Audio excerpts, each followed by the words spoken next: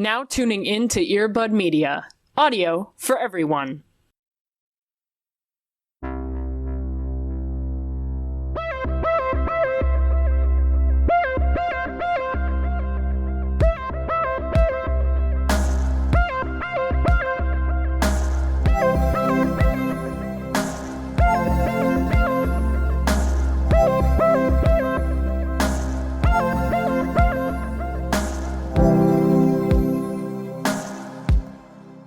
I just want to give a warning to future Cody, who will be editing this. Great. That my candor might be a little bit different, and I'm not going to apologize for it. It's just that we are literal days into cancer season. Yeah. I haven't cried this much in years. And it's fucked up, and I hate it. And I forget how much I cannot do cancer season until we get into it. Until she's here. The claws are out, baby. Snip, And it's incredibly frustrating as someone who, like, the day that cancer season started, watched Luca, cried the whole time. Yeah. Because my culture. Right. Even though it was just American children doing a fake Italian accent the whole time. Right. But still, representation's important. You know, absolutely. Listen, if they won't let them be gay, let them be Italian. 100%. Let them be fake Italian. Yeah. As Disney has done before. Right. Yeah. With the titular Lizzie McGuire movie, let them be fake Italian. Oh my god. Yes. Yeah. But honest to God, I spent 15 minutes yesterday crying because I found out that Munchkin cats exist. Oh, yeah. And I did not know that. And like a fucking Hallmark commercial, I was just on TikTok going through that tag, crying because a small cat couldn't go up the stairs. And I'm not going to do it again. Yeah, this is too vulnerable already. Small animals are my should weakness. Have legs that stumpy. It's just, they should be outlawed. They're too cute to be real. And it could be a danger to society. 100%. The same thing happened to me when I found out about corgis, and I just cried. Yeah. Because I didn't know that kind of dog existed, and it was then even possible. I didn't know. I didn't know that was even possible, and then yesterday the same thing happened with cats, and I lost it. Yeah. So I would like to collectively skip past this season, and I would like to go back to being a cold hard bitch, please and thank you. Yeah, your fucking Scorpio placements are a little quiet right now. You know, you're brooding, bad bitch. Oh, I'm tough. Energy really melts away as soon as cancer season comes around. Just because Scorpio is a water placement does not mean that we have to show our emotions on the outside. Mm-hmm. You know, because being vulnerable is a mistake. Welcome to Into the Twilight. Being vulnerable is a mistake. Oh my god. My therapist is going to clip that and be like, so let's unpack that a little bit. Let's unpack this. Let's unpack the fact that we've been working explicitly against that for 3.5 years. Anyways, welcome to Into Twilight. We are recording this on a full moon, and I regret that already. Yeah, mistakes were made. Anyways, we're here. Yes. We're queer. Yes. Happy Pride Month. Happy but also every Pride. other month. Happy Pride forever and for always. Yeah. There are too many water signs between the two of us. Yes. To be okay. Right. It is in general. Yeah. But especially now. But especially right now, you know. Hop along for the ride. Yeah. Strap just in. Come along. We're here. I'm glad that you're here as well. Yeah. I would imagine that as you were listening to this on a Monday morning, you're like, what the fuck did I get myself into today? What are the vibes here? They're rancid is what they are, but they're gross. They're not good, but that's okay, because we will persist regardless. Nevertheless, we drag ourselves along this mortal coil. But anyways, hello, welcome to Into the Twilight. Woo. How are you doing? I'm doing pretty good, man. In the spirit of pride, I wanted to bring a funny thing here. I'm so curious. I know you're curious because I do have a photo here that seems unrelated, and it is, but I will get there. Just strap in, shall we? Let's talk about rainbow capitalism. Not a happy thing. Fucking right? please. Fucking not great. Just support your local queers. Goddamn. True cryptid. Yeah, the true bad cryptid. kind. Yes. But all these corporations putting on their rainbows, whatever. One of which is the Coca-Cola Company. And they did this in a way, part of a program I think they've had for a while, which is like the Share a Coke with this. And you put your name and you can do like a personalized thing, but they added rainbows to it, so it's gay. Yeah. But because of this, people found out that you can't put any gay labels on it, like lesbian or queer or anything. All of them were rejected. But it also led to a very, very fun Twitter account that I'm obsessed with, where it just filters in names of characters that you can't have a Coke with, as deemed by the Coca-Cola Company. Oh, okay. So ones that say, like, if you type it in and say, sorry, this is not in our approved list of names or words or whatever. Usually those things are filtered up for, like, I don't know, slurs. But it seems like it's a little bit wider than that. One of which, as you can see in my photo here, is Doug Dimmadome. You cannot share a Coke with Doug Dimmadome. I'm sorry to say, you cannot share a Coke with Shrek, Allie. So if you wanted to share a Coke with Shrek, you can't. Which, honestly, I mean, that's homophobic. Yeah, literally homophobic. You can't share a Coke with Big Chungus. No, come on! What? What intern had to put these in? You can't share a Coke with John Cena. That's all right. Which honestly seems more like a safety thing rather than I think that would be dangerous. You can't share a Coke with Pickle Rick, so sorry about that. I can't believe you said that in this sacred space. Can you bleep that? Well, yeah, I'll censor it in post. And one of my favorites, you can't share a Coke with Yo Mama. So not, but you can with Yo-Yo Ma, right? Yeah. Actually, you know what? Because if you cannot share a Coke with Yo-Yo Ma, that would be disrespectful to a true legend. Right. I'm happy to say you can share a Coke with Yo-Yo Ma. Fuck yeah. Yeah, and it's pretty. I'm just gonna put the rainbow flag on here and take a screenshot. Hell yeah. Just for the future, you know? Great. So I'm glad that's settled. We've saved Pride. Pride is back, baby. I'm so glad that right before the end, we saved it. We saved it. So yeah, that's my little cursed internet thing of the week. How are you, my friend? I'm doing okay. Great. We are currently, and then as you are all listening to this, going through a heat wave in the Pacific Northwest, which is gross. Yeah. Hate that. It's not good. And so that is fun. My happy thing, though, for this week is that I had a very surreal experience a couple days ago while in the car.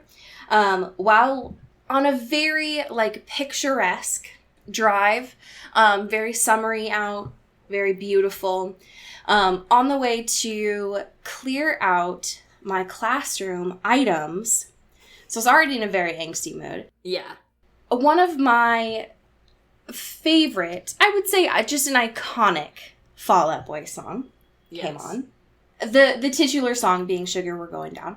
Yeah, classic. And I was immediately transported back into middle school angst. Yeah.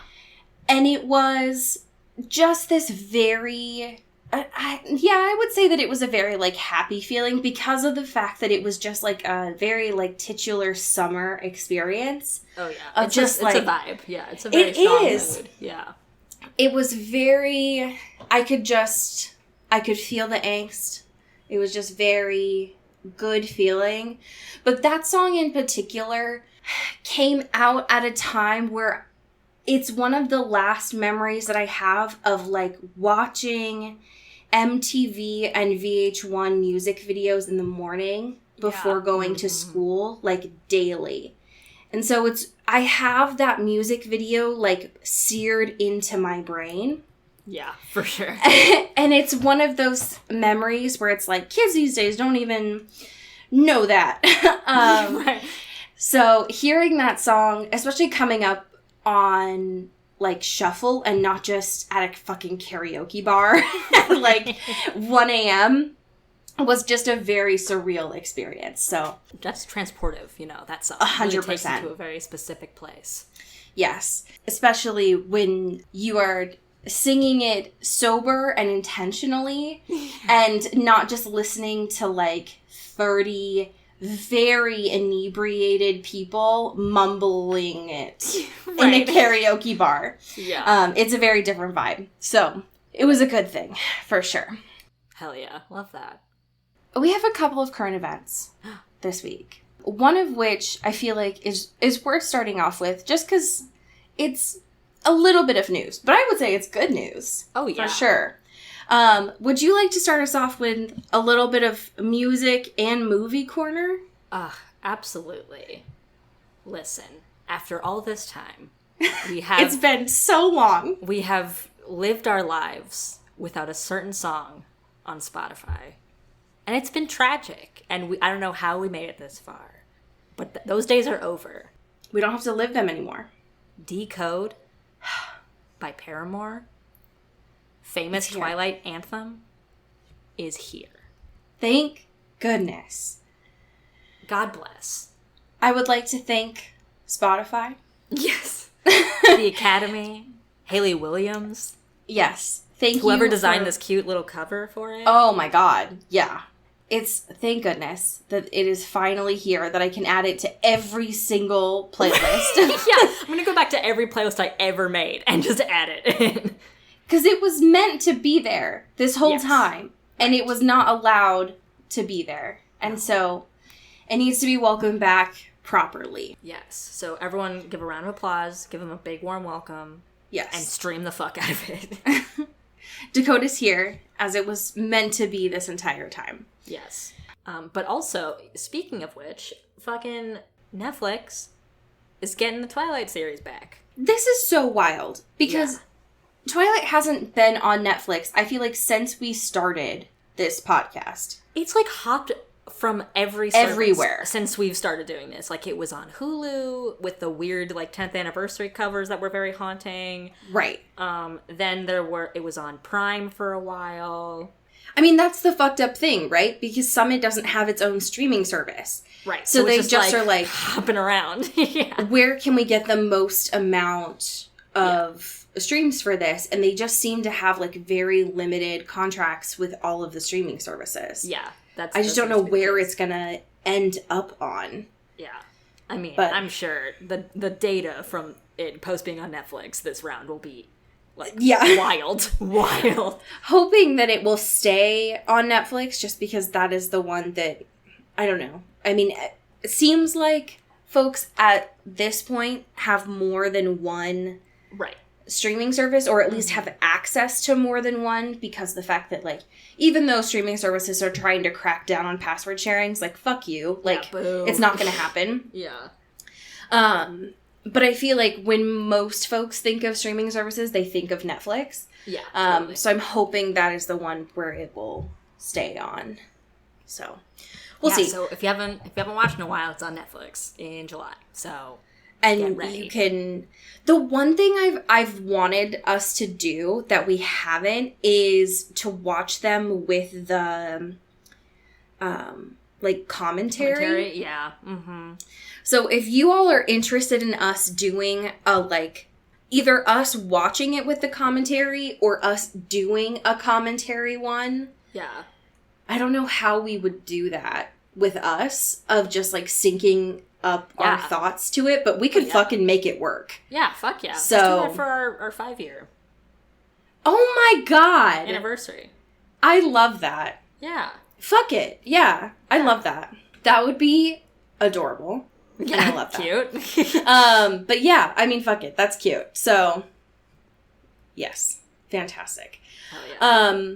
A little bit of other news. I don't know that these are necessarily interesting, but listen, hey, it's been a slow news week. Right. All right. Listen, we're working with what we got. All right. Exactly. Weird. Anyways, we're still waiting for Batman to come out. Please. My crops are dying. I need into horny theaters Batman and so also bad. like out of the closet. Yes. Also, I know that this didn't come up on the pod, but it was like, it must have been like 2 weeks ago now, that like Harley Quinn discourse about Batman. Oh my god. What was that anyway? I tried so hard to evade it as best Same. I can. I added so many more things to my mute list than I was anticipating. Same. I completely agree. Anyways, this is a news piece from We Got This Covered. All of the information from this is from Reddit. So I just want you to take that with the most grain of salt. Yes. But filming has been wrapped for a while now. And over the past week or so, there's been more information coming out about this little tiff between Robert and Matt Reeves. Yes. A little bit of a scuffle. Right. Which is wild because of the fact that when we last talked about this, Robert had signed that like massive contract. Right. And was like, hey, what's up? I live here now. I am HBO or whatever service I signed with. Exactly. It seems like, and I won't provide spoilers because, who's to say anyways, if these are all like alleged, whatever. But it seems like the tiff between Robert and Matt Reeves came from like a creative difference regarding the backstory of Bruce Wayne's parents. And so a lot of this article, which again is just like a TLDR from a Reddit post, it seems like, is essentially that the tiff between these two grown men is because of comic lore. So I just wanted to update you all on that because I was also a little bit confused on why there was seemingly an argument between them, but of course that cannot necessarily come out since they will, in the next few months, I would assume, start doing more press for this movie. Yeah. But that seems to be the gist. The general of consensus, yeah. Mm-hmm. Is Robert is like, don't do that to Bruce's mom and dad, who are dead, by the way. Boo. Do you remember? Do you remember? My tortured character? That's all that Bruce talks about are his dead parents. Note a couple of interesting things from this website real quick. I wish you would. First of all, we got to talk about the most pixelated screen. I was hoping you would bring that up. Yeah, it's rough. Looks terrible, and it's hard to look at. I do also want to note that at the top here, they have like a little, I guess at the bottom of, after you read the article, you can give it a little rating, like kind of like Facebook reactions. You can do an angry face or a happy, oh, I liked it, I was happy. And this is a whopping 34% unmoved. Unmoved With just like dead eyes, totally straight mouth in emoji form. It looks had so enough silly. effort to get to the bottom of this piece and vote on it, And but they voted unmoved. Yeah. Yes, I was also shocked by that because the fact that the other, like the second most voted was angry. Right. So, strong emotions here. I agree. The emojis that they chose are wild too, because the one that they chose for sad, which I guess is like the least, like the worst on their little Likert scale, doesn't look sad to me, but more so constipated. Which is it does wild. Look like he really needs to poop. Yeah, like let that little emoji human to the bathroom, please and thank you. Yeah. Anyways, that is your update from, again, a Redditor So that they credited because of the fact that this person has been correct like once before. Sure. All right. So who knows? Who's to say? You know. Could you update us on some? I'm gonna say this, but I am gonna regret it. Could you give us some update on the Daddy-O movie, please? Oh God, what a sentence! We got a Dakota Johnson corner, baby. Yes. Because she's doing the most right now. she's doing the most. She is booked and busy. I don't know how many projects she's got up right now, but it's a lot. But it turns out she's got a new one because she replaced Daisy Ridley in this movie coming out called Daddy-O, which I hate as a title. Fucking Sean Penn. I can't with him. Yeah, she'd be. I can't. I know it's Sean Penn, but I can't because But this is who I am. every time I see his name, I say in my head Sean Penn, and it is a character flaw, and I've chosen to accept that about myself. Yeah. Well, I'm just gonna read some of this plot synopsis here real quick. I wish you would. Daddy-O follows the story of a young woman who jumps into the backseat of a yellow taxi after landing in New York City. The cabbie throws the vehicle into drive, and the two head out into the night, striking up the most unexpected conversation. Takes a turn towards mysterious and playful, then grows into viscerally honest revelations about relationships, sex, and powerful dynamics, loss, and vulnerability. Okay, I have about 6 questions. Yeah, that seems like a reasonable amount. I live in, I don't know, a major metropolitan city. Yeah. But based on what I know about you, you've also lived in major metropolitan cities. Could you confirm for me, is cabbie a real word? I mean, yes, but not one that anyone has really said since, like, the 40s in a genuine way. If you heard someone in the year of our Lord, 2021, say cabbie, how do you think that the people around them in a city would react? Confused? Yeah, okay, so that's what I thought too. I was also thinking like, oh, that's an alien. That's not a real person. That's not a real person People just who say exists. cab driver or taxi driver. Right, exactly. But cabbie is very dated and Yeah. very specific. Kind of like naming a movie Daddy-O. Yes, one could also say, is this a period piece? I don't think it is. Anyways, dear Sean Penn, why? Why are you going to make them publish promotional materials that say Daddy-O on that? That's pretty rude. I hate that. I also hate that they took a woman and replaced her with her tether. Yes, just basically the same woman. Just the same... In italics. Yes. Just the other version. Just a With different bangs. form. Yeah. Yes. I can't even say that, like, she has a tooth gap anymore. Because rip. Rip. Pour one out. Never forget. I'm forever going to be bitter.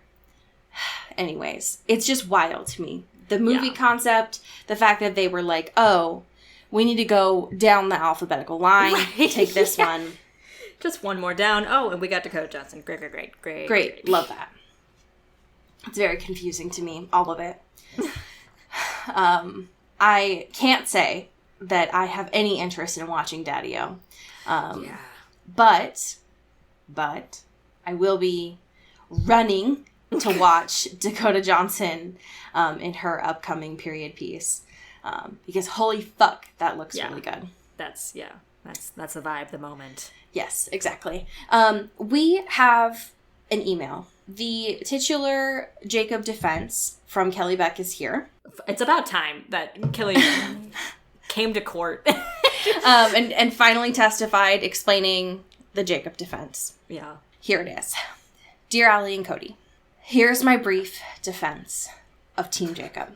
First of all, this is assuming we are all living in the binary Team Jacob versus Team Edward world of 2009-ish. Okay. Yeah. Valid. Fair. Yeah. Set the you scene, gotta, you gotta set the scene because obviously we're all actually Team Alice, but Stephanie is a coward. Okay. Valid. Yeah. You gotta listen. Opening argument, solid. Yeah, strong start. All right. Also, they are both awful. That's obvious.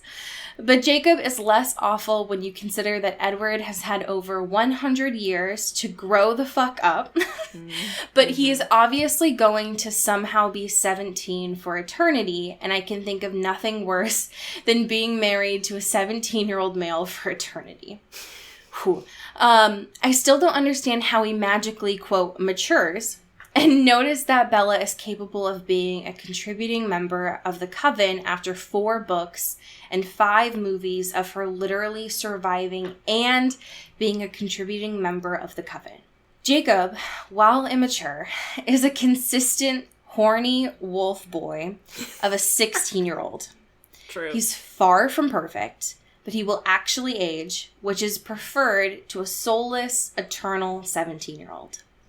He also doesn't abandon Bella to go sulk in Brazil like a little bitch. Go off, Kelly Beck. Yes. Lastly, I'm more of a, quote, dog person than a, quote, demon who drinks blood person. I could go on, but this will do for now. I hope you both are well. Your mom, Kelly Beck. Wow, thanks, Mom. Thanks for coming to the stand. Thanks, Mom. Whoa. A lot of valid points being thrown here. I agree. I can't deny any of these points. I don't disagree with the fact that having someone age is definitely preferable. Right. Yeah. I think that my concern, as always, with Stephanie writing, with her taking the helm with a relationship, is that aging in her mind does not equate to maturing. Right. Yeah. As we have very obviously seen with Edward. So, as I am incredibly worried with what she has mentioned with the Jacob and Renesmee book that might be coming, is that, like, Jacob, because I think that if I remember correctly, while he is imprinted, he does not age, that he could, like, technically be like 24 or whatever. Right. But that does not mean that in Stephanie's brain he has matured at all. Right. Yeah. So yeah, that is you know what? Like, we've kind of been talking about this, especially in the host, but also in Twilight and stuff, that Stephanie seems to be grappling with a lot of weird things about age. Personally, it feels like a personal thing. 100%. Where it's like every woman or woman-coded character in her books have to stop aging. Otherwise they are like old, unlovable crones. Oh yeah, and that definitely comes up in the last 2 sections that we look at today. But it's like, at this point, it's so many different books and instances of this where it's like, hey, Steph, are you just like self-conscious of like getting older? Like, it's okay. Like, we can talk about this in a way that's not your 17-year-old characters having to stop any emotional or physical maturity. 1, yes. I feel like that is something where, like, I would hope that Stephanie is in therapy, as I hope with, like, many people. If anyone needs it, which is everyone, but someone especially needs it, I would hope Stephanie Myers is getting in there. Yeah, I would hope that, like, before going to therapy, and I know this might be, like, a weird conflict of interest, I don't know, but I would hope that, like, her therapist has read her books and is like, oh, got it. These are the things we should talk about. I see the main issues here. Picking up a lot of things here. Right. But I've always wondered that with, like, a lot of authors and creatives that are, like, very interested in vampires. I'm like, y'all good about your mortality? Or do you want to talk about it a little bit? Yeah. Because I remember, like, the main time when I was, like, the most obsessed about vampires was, like, at a time when I very much did not want to, like, talk about or, like, handle my mortality personally. Totally. Yeah, for sure. When I was, like, dealing with and realizing, like, oh, what if I do just live forever? I love that idea. And Wouldn't that now, be sick? now I'm like, ooh, no. No. I don't want to live forever. By Zayn Malik and Taylor Swift. Thank you. Thank you. So I think that is something that I've always found, especially like as an English major, when I would look through that, I was like, super interesting when this started to like really take off in literature. Yeah. How y'all doing? But yeah, with Steph, I think it is incredibly obvious that like she is not good with her accepting mortality. Yeah. Or, you know, what I've always confirmed and thought is she is in fact immortal. And this is her way of telling us, you know? Yeah. So Yeah. that could also be true. And then she's just incredibly overt about it. Yeah. So, these two, well, a chapter and an epilogue this week. Although the epilogue is quite long. I It's would also argue- basically a chapter. Yes, I would argue that this is a chapter. When we had last left off, Stephanie was like, ooh, I'm going to have another one of my protagonists do a death thing. Ooh. I'm Little outie. sacrifice moment Yep. for the greater good of the crew. I Very learned selfless. I learned a new name, which was Eustace. Yeah. Got a lot of you all giving me so much shit for it. First Listen, of all, I didn't give you shit out of respect, but I'm glad that I'm glad that people came in hordes. first of all, fuck you all. As if you all didn't see Herman's name in the titular Harry Potter and were like, I wonder how to say that name for... Fuck you all. It's So Eustace, okay? I got it now. Thank I you. Thank you for your support. He's been called Doc this whole time, all right? And Doc he will be called. Jesus Christ. Anyways, so Wanda dipped out, and Stephanie wanted us to think that Wanda was, like, gone. But we had 2 chapters left, so, like... It's like, come on. How are we gonna do this?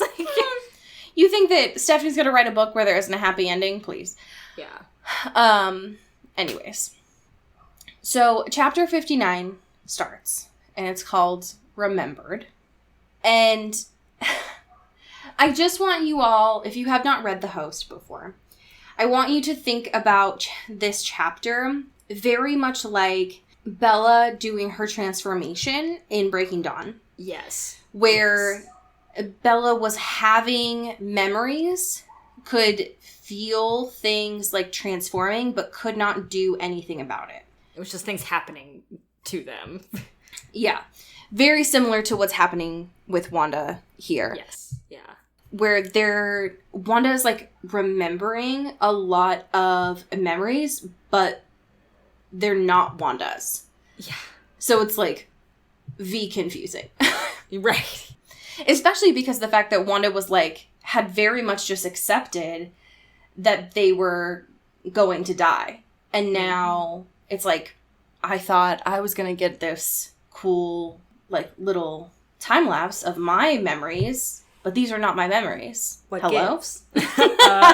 They're not even, like, Melanie's memory. Hello? I think I got the wrong tape. I have, hello? Waiter? Sorry, this is wrong. Excuse me. Can I talk to a manager? Yeah. This is incorrect.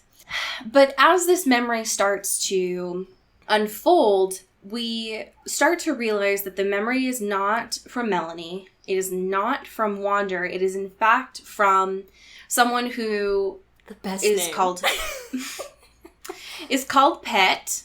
Mm. Also known as Petals Open to the Moon.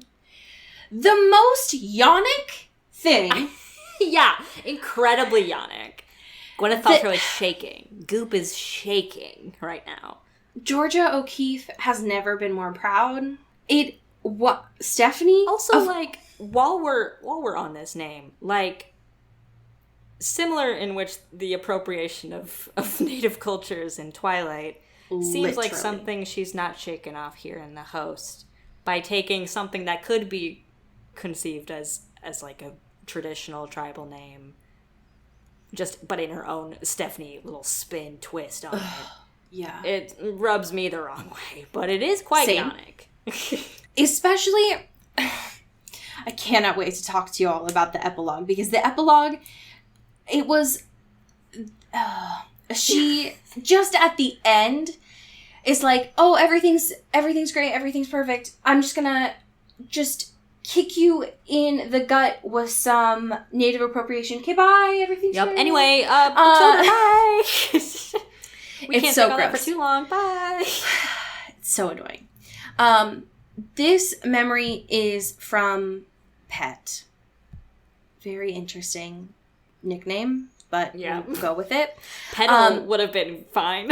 Yeah. Or even PETA, Oh, okay, well, you know? Like, that's a choice. Sure. but, you know, whatever. So, this is Pet's memory. We notice in this memory that Melanie is here, Yes.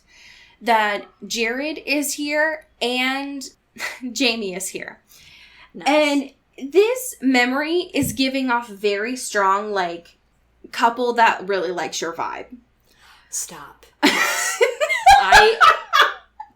I was trying to pinpoint exactly how it made me feel, and those are the exact words. It is two people at a bar looking at you a little bit too much. Just a little bit too Giving much. you sexy eyes, but in a way. Because Petals is like, my heart beats faster and I'm afraid. I've never been scared like this before. What's going on? And Jamie is being like, oh my god, like, you're so cool. Yeah. Like, Oh my gosh, come here. you don't have to be nervous. Like, it's fine. No, drinks on us. Don't even worry about it. It's so wild. Very strange. Once again, And- Steph writing very, like, specifically queer things. And And what her just being seemingly- so, like, unaware. Yeah. And just not having any realization about it. Yeah. Anyways. At this point, it seems like Wanda starts to come to and recognizes that there are voices, not in this memory, but, like, in the room. Mm-hmm. With that sound familiar. It is, of course, all of the folks that we have grown to know throughout this book. The difficulty here, very similar to what had happened to Bella in Breaking Dawn, Mm-hmm. Bella 2.0, I should Yes. say, is that as Bella, right, when she couldn't, like, wake up yet or, like, open her eyes yet, but she knew kind of everything that was going on. Mm-hmm. This is very similar to what's happening here with Wander. They can, like, see inside of their eyelids, and can hear everything that's, like, going on. Not, like, superpowers, but just, like, can hear the vibes of what's going on. But also realize that, like, shit feels weird. Like, it's not like Vibes are Melanie. off. Yeah, it's, like, not Foreign territory. not right. Anyways, when they finally open their eyes, it's not normal. Especially when they finally, like, speak out loud and they're like, who the fuck was that? Yeah, Whose fuck. voice was that? Whose chirpy, funny little voice was that? Whose high as fuck voice was that? I think they even say, like, who am I? You're right. Which is yeah. And that is wild, first of all. In a very Stephanie way, this is meant to be a celebration, right? Everyone is surrounding Wanda, is like, hey, you're here, you're alive, everything's great. But Wanda's, like, annoyed and finds Doc and is like, dude, you promised me. You made, like, one promise. There was Why the did you one break we your had word? a deal, and it We had was one very deal. traumatic. And you Yeah. said, "Fuck that." Right, exactly. And he was like, Wanda, please, listen. I didn't have a choice. And we find out that, like, apparently Jared had, like, a knife to Doc's throat and was like, listen. Don't Fuck. do it. Put Wanda into this stranger's body. The difficulty here, though, is, as usual, folks are not listening to what Wanda wants. And, So rude. which is rude, first of all.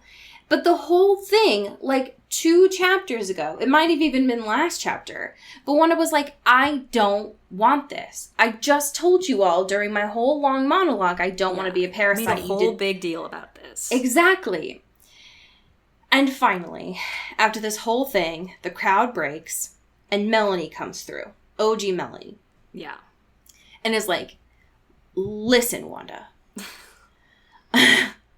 I was in your brain. Well, you were in my brain. And we're human, though. And we're selfish. So Sorry. we don't... Yeah, we want you here. So deal with it. So rip. Essentially. But also not rip because you're still alive. Yeah. Sorry. So you're here. As we soon find out, as Wanda starts to notice about the body that they're in, it's a baby body, essentially. I mean, it's not a baby, but No. the way It would be that so disrespectful if it was, though. It Can was. you imagine? Just like Just a this- literal child. Because they make a point to be like, we wanted someone like young and like that could like live as long as your soul can or whatever. Right. We don't want you to be a child. It'd be so fucking funny if Wanda just came out just like a toddler, like, what the fuck? I'm pissed. for real, especially because Wanda is like thousands of years old. Right. To put that soul into like a child's body would be fucked up. So fucked. Like, just, I would love, there's a part of me though that would just love to see a snippet of that for them to finally just go off and be like, no, fuck you all. Like, I am incredibly intelligent. I know so much more than you all, and you put me into a child's body, eat shit. Like, anyways, but yeah, so they found this body, Petal's body, and this body is 17. Yeah. Now, Wanda lies and says that they'll be But 18. how long have they been 17? You know what I mean? Exactly. That's what I'm saying. That's what I'm saying. Stephanie knows nothing but her old tricks. Yep. But Stephanie also makes a point to describe Petal's, Wanda's new body, as being incredibly small, very delicate, easily breakable, just so fragile looking, and it's just so gross. Yeah. Wanda's also incredibly annoyed by it too. Mm-hmm. I think that, when this chapter actually ends, they finally ask and Wanda decides yeah, I'll stay, which duh, we knew. Right. We got it. Wanda's 10th life will actually start. But when the epilogue starts, things aren't going well. Wanda's listen, this is rough. This small body is annoying. It gets shy very easily. I'm used to Mel's body that was strong and could run all the time and stuff, and now I can't do anything, which is annoying. Yeah. Especially when the monsoons finally come, which Wanda was very much looking forward to. But Wanda doesn't really have a sense of being able to contribute in the same way as before. And that combined with a completely new physique has to be incredibly frustrating. Yeah. So I already got used to this whole thing, and now I gotta redo it again. This sucks. Exactly. And I think that one of the things that Wanda had mentioned in the epilogue too is that usually in the previous 9 lives that they had, it was so much easier because it was not only just a new body, but it was a new planet. So everything was fresh, whereas this felt so much harder because they already knew some of the conventions, but it felt so much harder and more different. So, sounds super annoying. Yeah. The other thing that they mentioned being super difficult as well is the fact that, like, this unresolved, like, emotional tension between Ian and being in a new body. And then having these, like, residual feelings for Jared and being in a new body as well. Which has to be incredibly frustrating. So this all kind of comes to a head when it is major monsoon season. And when that happens, apparently everyone goes to... Oh, like we had seen last week, everyone goes to sleep in the game room. Yes. Which sounds damp and annoying, but that's fine. Yeah. And during this time... the only person that seems to, like, not have been treating anyone, or not been treating Wanda differently is Jamie, because bless his heart. But during this point, Ian and Wanda finally have a conversation, like, settling things. And in a very Stephanie way, the main thing that happens during this conversation is them realizing that it had been a miscommunication the whole time. That, like, Wanda had been giving Ian space because Wanda thought Ian was still having feelings for, like, Melanie's body and didn't have feelings for Wanda now. And Ian thought the same thing about Wanda, but for Jared.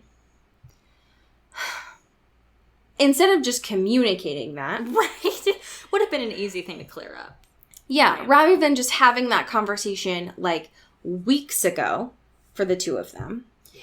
They instead waited and just kept it inside and assumed what the other person was feeling.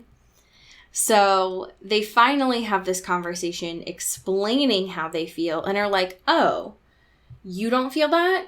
You actually just, like me? Great. That resolves everything. Right. This could have been solved so much longer ago. We could have had this conversation very easily. Exactly. So, good to know that that is taken care of. And that seems fine. The way that this ends, though, Stephanie is like, so everything's good now. Melanie and Jared are great. Jamie's great. Ian and Wanda are great. Now, Joni never came back, but they did put Sunny back in Joni's body, and Kyle is cool with that. That works. The random healer remembered her name. Everything seems great. Doc and Shannon back together. Everyone is perfect. This epilogue ends with Wanda going back on a raid in her small body now. So they're like small, very small body. And in this new body, apparently, like, this new body gets very, like, excited and like bouncy when they're excited. And Wanda's not used to that. Yeah. I've never felt this kind of joy before. Physical joy. And so they're like, what is this? I've never, like, felt anxious and excited before. Anyways, the difficulty, though, with this large group of people going out on a very long raid is that they got stuck in a trap. Womp womp. They thought it was going so well, though. It was going so well. Who could have seen it coming? They assume it's the Seekers finally catching up to them after this very long time. It is not, though. It is a group of humans, and they seem normal, question mark? Like, I don't know. They seem like humans. They don't seem like super aggressive or anything. They're just like regular people hanging out. They seem like humans dealing with the apocalypse. Yeah. And the main guy is like, listen, we found your stuff. We figured there would be people here. We got a lot of people. You got a lot of people. We know there's another group of people around. We just want to be cool. All right? Be cool. Let's just be chill. Let's just be chill. And maybe we can, like, trade stuff or whatever. It'll be fine. Yeah. The difficulty, though, because it's Stephanie and nothing can just like end, is the leader of this other human group says, now that we've realized that we are all human here, before, just put your guns away. Everything's fine. I do just want to say, that we, this won't upset you. We do have a friend on our crew. He's my best friend. He's saved my life hundreds of times. He's one of our family. And one of the people in their group is like, no, leader of our group, it's fine. They've got one of their own too. And the human leader of their group is like, oh, looks like, and this is a direct quote, looks like I'm not the only one who's gone native. Ugh. So, Steph, Apparently, what the human leader is referring to, and what Stephanie is very poorly referring to here, is that there is a soul in their crew, just like Wanderer is with this crew. So they meet, and they're like, it's nice to meet you. I thought I was one of a kind. Weird. It's almost like we heard that in Breaking Dawn. Haven't heard this before. Yeah. And, they end by saying like, well, maybe there's some hope for this planet after all. And that is how this book ends. Bum, bum, bum. Yeah. So, weird choice there, Steph. You could have just, I don't know. It's like so unnecessary. It is. It's completely unnecessary because I get what you're doing here, Steph. Like, I get what you were trying to say. Statement, yes, got it. It's loud and clear. It's incredibly overt, Stephanie. Yeah. But so unnecessary to write it that way. Right. So weird. Great. I personally am incredibly curious to see how this is translated into the film. I'm so excited. Same. Saoirse. This is your moment, bestie. I'm so excited to see our babe, Saoirse Ronan, next week when we watch the movie. Because I just need to know what that looks like. So that's what we'll be doing next week, is watching the movie. I'm very excited. The movie. Mamma Mia. Oh God, I would love to watch Mamma Mia, but that is, I don't know that there is enough cryptid content in there for that to happen. Maybe a bonus though. Maybe a bonus. We have a bunch of amazing patrons to thank for surviving through this 30 episodes of the book that is The Host. Would you like to start us off? Absolutely. Thank you to Mallory Hardwick. Pew, pew, pew, pew, Pew, pew, pew. pew. Thank you to Katie Black. Pew, pew, pew. Pew, pew, pew. Shout out Kylie Minty. Yeah. Oh. Thank you to Alex Dornan. Woo. Thank you to Carrie Goldberg. Pew, pew, pew, pew. Thank you to Mickey Meyer. Shout out Rebecca Cullen. Shout out to Mulch Gray. Mulch. Mulch. Thank you to Taylor Brown Town Lautner. Thank you to Jasmine Anastasia. Whoa, yeah. Thank you to Bailey Christian. Thank you to Jay Molina. Ooh.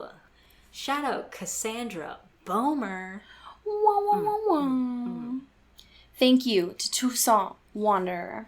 Ow. Yeah. Shout out Kristen Strider. Thank you to Julia Stewart. Woo! Shout out Megan Pattinson. Thank you to Cassandra O'Shea. Thank you to Rachel Seeker. Thank you to Maddie Facinelli. Shout out Genevieve Morgan. Thank you to my mom, your mom, our mom, Kelly Beck. Thank you to Sophia Salinger. Yeah. Ooh. Thank you to India Peach. Ooh. Yeah. Shout out Casey Yorkie. Thank you to Sarah Blythe. And thank you to Laura Forty. I have a fan fiction for you. Please. This week. This was written by Rich Says Happy Pride Month.